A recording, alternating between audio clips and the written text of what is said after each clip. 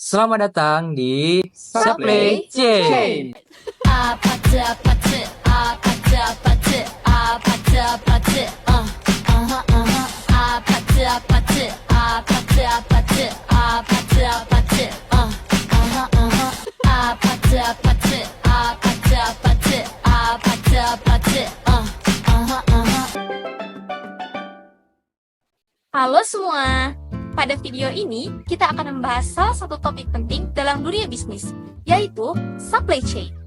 Apa sih itu supply chain? Bagaimana fungsinya, tujuannya, dan manfaatnya? Kita juga akan melihat contoh penerapan dalam dunia nyata. Yuk, simak sampai akhir.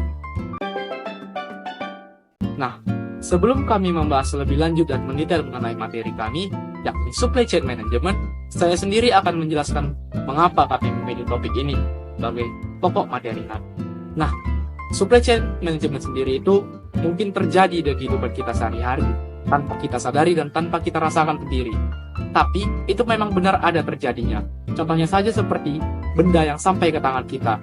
Ambil contoh misalnya HP. Mengapa HP bisa ada di tangan kita?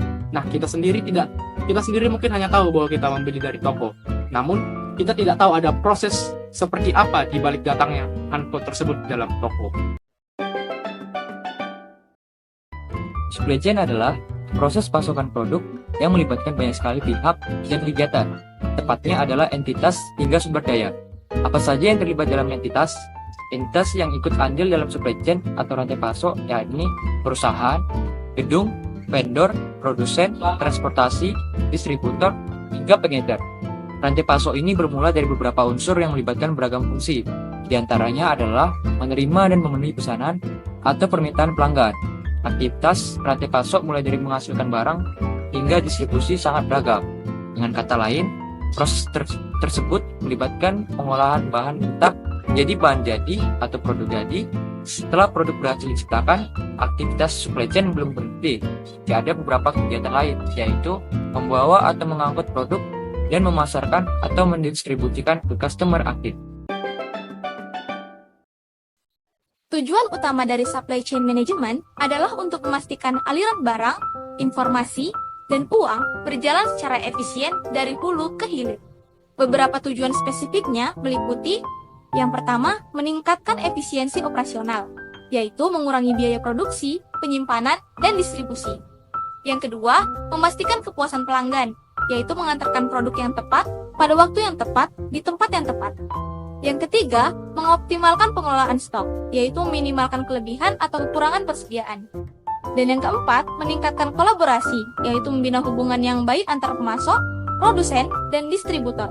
Dan yang terakhir, meningkatkan daya saing, yaitu dengan rantai pasok yang efisien, perusahaan dapat bersaing lebih baik di pasar global. Supply chain atau manajemen rantai pasokan memiliki beberapa fungsi, di antaranya: yang pertama, mengelola sumber daya secara efisien, mulai dari pengadaan bahan baku hingga pengiriman produk jadi. Kedua, mengurangi biaya operasional dan meningkatkan produktivitas. Yang ketiga, meningkatkan efisiensi bisnis dan meningkatkan kepuasan pelanggan. Yang keempat, memastikan pasokan material dan produksi sesuai dengan kebutuhan permintaan pelanggan. Yang kelima, mengelola persediaan agar tidak terlalu banyak atau terlalu sedikit. Yang keenam, memastikan pengiriman tepat waktu dan efisien. Yang ketujuh, memfasilitasi perencanaan dan kesuksesan finansial. Yang kedelapan, meningkatkan kualitas dalam produksi barang. Supply chain management dalam penerapannya akan memberikan beberapa manfaat. Di antaranya, yang pertama, memanfaatkan aset semaksimal mungkin. Pengelolaan yang tepat bisa berpengaruh pada pemanfaatan aset yang maksimal. Kedua, meningkatkan tingkat kepuasan pelanggan. Apabila aset sudah maksimal, tentunya akan berpengaruh pada proses distribusi barang. Distribusi barang bisa menjadi lebih cepat dan barang bisa cepat sampai ke tangan pelanggan. Ketiga, mengembangkan perusahaan menjadi lebih besar lagi. Keuntungan yang didapat setelah memaksimalkan aset bisa digunakan untuk mengembangkan perusahaan agar menjadi lebih besar. Dan terakhir, menurunkan biaya operasi. Apabila semua aset sudah maksimal, tentunya biaya operasi yang diperlukan bisa diturunkan sehingga perusahaan bisa menjadi lebih efisien dalam hal operasi.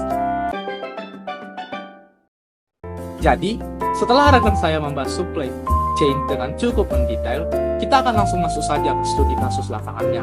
Nah, saya akan membahas bagaimana proses distribusi makanan di perusahaan McD. Nah, yang pertama adalah pemasokan bahan makanan mentah. Bahan seperti daging, kentang, roti, dan sayuran dipasok dari petani, peternak, dan pabrik yang memenuhi standar McDonald's. Lalu yang kedua, pemrosesan di pabrik. Nah, bahan mentah yang sudah dipilih tadi akan diolah menjadi produk setengah matang seperti patty daging, kentang goreng beku di pabrik yang diawasi dengan ketat. Lalu yang ketiga, proses distribusi sendiri. Nah, produk setengah jadi ini akan dikirim ke pusat distribusi yang dilengkapi dengan sistem pendingin untuk memastikan kualitas bahan baku tetap terjaga. Nah, yang keempat adalah pengiriman ke restoran. Dari pusat distribusi, bahan baku akan dikirim ke restoran dengan menggunakan truk berpendingin dengan kebutuhan real time di cabang. Nah, yang kelima, pengolahan di restoran. Setelah bahan diolah dan dirakit sesuai dengan standar operasional sebelum disajikan kepada konsumen. Nah, yang terakhir, konsumen. Konsumen dapat memesan di restoran langsung, kios digital atau aplikasi, dan mendapatkan makanan siap saji dalam hitungan menit.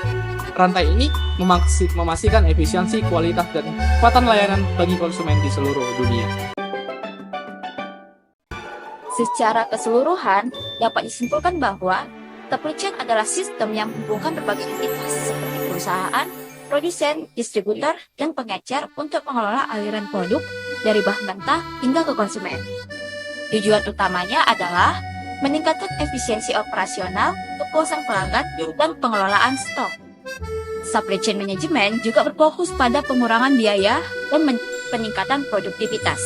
Nah, contoh nyata dari penerapan supply chain terlihat pada McDonald's yang mengatur proses dari pemasok hingga penyajian makanan dengan efisiensi tinggi. Nah, akhirnya kita sampai juga di penghujung video. Untuk itu, kami dari kelompok supply chain, saya Rani, Saya Albert. saya Rizka, Saya Joshua. Saya Noel.